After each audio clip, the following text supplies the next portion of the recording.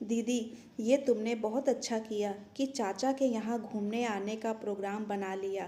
पहले पढ़ाई, फिर पापा के बिजनेस को उन ऊंचाइयों तक वापस पहुंचाने के टेंशन में हमारी ज़िंदगी मशीनी हो गई थी। अब जबकि सब सेटिल हो गया है और मैं और शशांक अपना जहां बसा चुके हैं, हमारी एक साथ एक आउटिंग ज़रूरी थी। बहन की बातों पर हिमानी मुस्कुरा दी।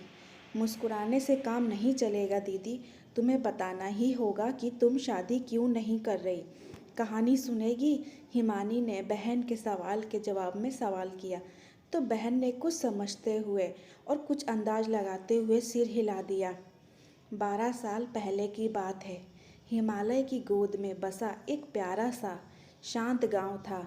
वहाँ प्रकृति ने अपना प्यार और आशीर्वाद दोनों हाथों से लुटाया था। देवदार की ऊंचाइयों और घाटी की गहराइयाँ दिल को सम्मोहित कर देती थी।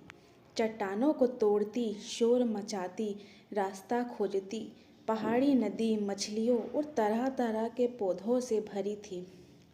वहाँ के लोग मेहनती और सीधे सरल थे।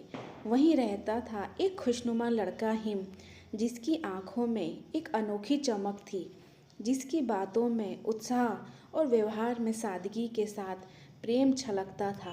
पूरा गांव उसे प्यार करता था।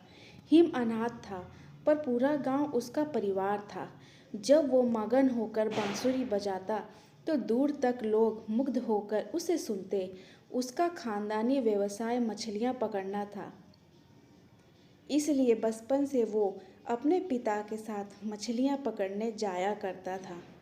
पर पिता की मृत्यु के बाद जब वो अकेले मछलियां पकड़ने गया और जाल को खुद पहली बार टोकरी में डाला, तो मछलियों की तरफ देख उसकी पलकें भर आई। उसने तुरंत मछलियों को वापस नदी में फेंक दिया, बिना इस चिंता के कि वो कैसे अपनी रोजी रोटी कमाएगा। उसने उसी समय से वो व्यवसाय छोड़ने का फैसला किया। ईश्वर की कृपा से कुछ दिनों के अंदर उसकी मुलाकात एक वैद्य से हो गई, जिसे नदी के भीतर उगने वाली, मुश्किल से मिलने वाली जड़ी बूटियां दवाई के लिए चाहिए होती थी। फिर क्या था, वैद्य ने उसकी उन वनस्पतियों से पहचान कराई और हिम पहाड़ी नदी में नाव चलाने और नदी के चप्पे चप्पे से पहचान होने के हुनर का उपयोग दवाई के लिए बूटियों में करने लगा। बिना किसी जीव को नुकसान पहुंचाए जीविका मिल जाने से वो बहुत खुश था। एक खूबसूरत सुबह वो काम पर निकलने के लिए अपनी नाव खोलने गया, तो उसने एक लड़की को एक चट्टान पर उदास बैठे देखा। ये लड़की उसके गांव की नहीं थी। उसे पता था कि वो उस चट्टान तक उसकी नाव पर चढ़कर ही पहुंची होगी। हिम ने उस लड़की को पुकारा, पर उसने सुना नहीं। तब हिम ने ध्यान से देखा। वो बहुत दुखी और खोई खोई सी लग रही थी। हिम उसके बगल में पहुंच गया और उसे आवाज़ दी। वो चौंक गई और उसका संतुलन बिगड़ गया, पर सावधान हिम ने तुरंत उसे मजबूती से थाम लिया। उसे सुरक्षित नीचे उतार कर लाया और बोला, क्या तुम मेरे साथ नदी की सैर पर चलोगी? उस लड़की का नाम हिमानी था और वो महानगर से अपने चाचा के यहाँ छुट्टियाँ बिताने आई थी। उसने ध्यान से हिम की ओर देखा। उसकी आंखों में उसे सच्चाई और सहानुभूति दिखी। उसकी आवाज़ भी उसके साफ दिल का आईना लग रही थी। हिमानी ने हाँ में गर्दन हिला दी। बसंत की सुबह का आसमान खूबसूरत रंगों से भरा था। उगती धूप ने जैसे पहाड़ों की चोटियों पर पिघला सोना बिखरा दिया था। नदी किसी चंचल किशोरी सी अटखेलियाँ कर रही थी और नाव हिम के अनुभवी अव्यस्त हाथों में जैसे नदी की धाराओं से खेल रही थी। धीरे धीरे हिमानी की पलकों की उदासी प्रकृति ने शांति में बदल दी। हिम धीरे से मुस्कुराया तो वह बिन बोले आंखों से उसके मुस्कुराने का कारण पूछ बैठी, मेरी माँ ने आपका मन शांत कर दिया ना? हिम बोला, तुम्हारी माँ? हिमानी ने इधर उधर देखा। ये प्रकृति ही मेरी माँ है। इसकी गोद में सारे दुख धुल जाते हैं। आप भी अपने दुखों को इस नदी में बहा दीजिए। हिम बड़े स्नेह से बोला। इंसान का चेहरा एक आईना होता है जिसमें उसके मन की तस्वीर साफ दिखाई देती है। अगर आप चाहें तो मुझसे अपना दुख बांट सकती है। आपका नाम क्या है? क्या करते हैं आप? हिमानी ने सवाल के जवाब में सवाल किया। चलिए मैं ही पहले बताता हूँ, कहते हुए हिम ने अपनी अब तक की पूरी जिंदगी किताब की तरह उसके आगे खोल दी।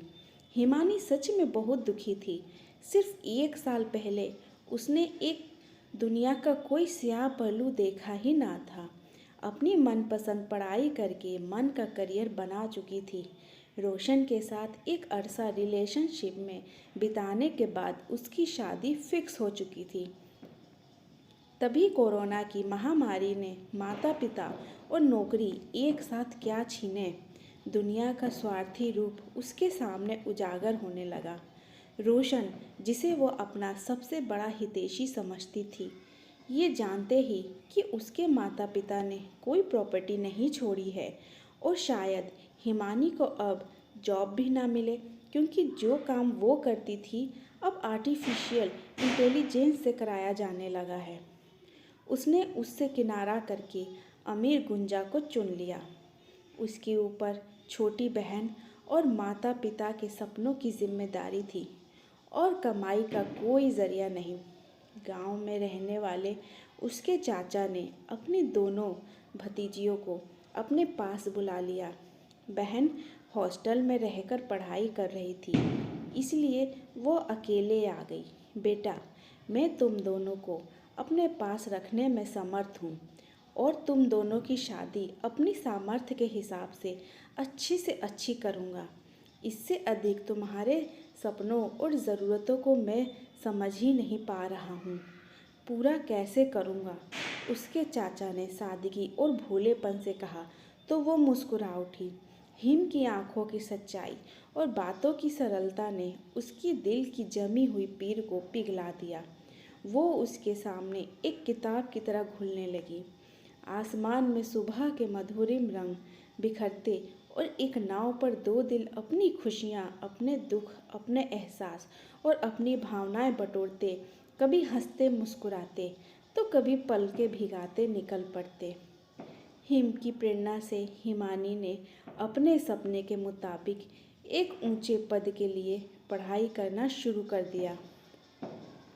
वो पढ़ती रहती और हिम उसे प्रेम भरी नज़रों से एकटक देखा करता। थक जाती तो नदी की लहरों से चंचल बातें शुरू हो जाती, जिनमें हंसी मजाक के साथ साथ दिल की गहराइयों में बसे सुख दुख भी शामिल होते। उनकी पहचान दोस्ती में, फिर आकर्षण में, फिर प्रेम में बदली और फिर निःशब्द प्रेम गहराता गया।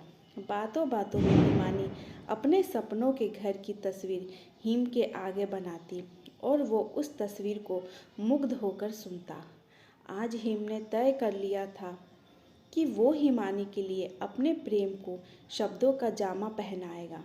फिर वे मिलकर सपनों का घर बनाएंगे। उसने अपनी बगिया का सबसे सुंदर गुलाब लिया और नाव की ओर बढ़ चला। उसे हिमानी खुशी से झूमती दिखी। ओ हिम, आज मैं बहुत खुश हूँ। मुझे इतने ऊंचे पद की जॉब मिली है कि वो खुशी से झूमे जा रही थी और हिम उसे खुश देखकर खुश था। तभी वो बोली, मुझे आज शाम की ट्रेन से ही जाना होगा। हिम, तुम्हारी बड़ी याद आएगी। मुझसे मिलने आना। हिम जैसे सच में हिम यानी बर्फ़ की तरह जम गया। हिमानी बोले जा रही थी। मेरे पापा की अचानक मौत से उनकी फैक्ट्री बंद हो गई थी और उनके मजदूर बेरोज़गार हो गए थे। मेरे पापा उन्हें बिल्कुल अपने परिवार की तरह प्यार करते थे। वो फैक्ट्री बंद ना होने देना और उनके परिवार जैसे मजदूरों से उनका रोज़गार ना छीनने देना उनका सपना था, जो मेरी आंखों में पल रहा था। इस नौकरी से मैं सब कर सकूंगी, बहन को भी पढ़ा सकूंगी। ये सब तुम्हारे कारण हुआ। अगर तुम मुझे हौसला ना देते तो, कहते हुए वो हिम से लिपट गई। हिम को लगा उसका पूरा बदन थरथरा उठा है। भावावेश में उसने अपनी बाहें हिमानी के गिर्द कस दी, फिर उसके माथे पर चुंबन देकर उसे गुलाब देते हुए उसकी पलकें छलक आई। बस चलने लगी थी और हिम उसके साथ हिमानी की आंखों में आंखें डाले और हाथों में हाथ लिए चल रहा था। आखिर बस ने गति पकड़ी और दो हाथ फिसलकर छूटते गए। मैं आखिरी सांस तक तुम्हारा इंतज़ार करूँगा, वो पनीली आवाज़ से बोला। बस रुकी और हिमानी एक रास्ते मुड़ गई। गुलाब की खूबसूरत लताओं का गुंबद के बीच बसे घास की खपच्ची के गेट से अंदर जाकर उसने दरवाज़ा खटखटाया। बहन गेट पर ही खड़ी सेब का सुंदर बगीचा देखने लगी।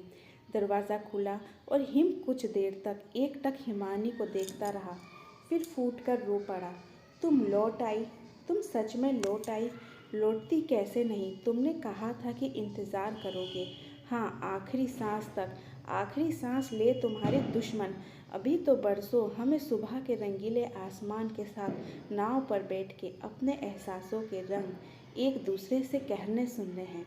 आलिंगनबद्ध युगल 12 साल की पीड़ा आंसुओं से धोए जा रहा था और माँ प्रकृति उन पर अपना आशीर्वाद लुटा रही थी।